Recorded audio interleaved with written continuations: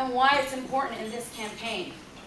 88,000 Asian Americans in Indiana. I have 150,000 people to reach out to make that margin.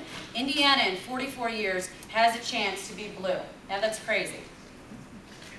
Now, Iowa and Nevada both commented and said the Asian American community contributed to their swing in certain campaigns.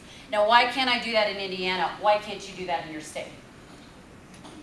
So I'm here to talk about this power hour because now you've heard the message, the mechanics, and from both the strategy of where you can activate a community with 270X and where you can activate the community where it's not actually organized. Go to that campaign, get the resources from Charmaine, Betsy, and talk to people who are here among you today.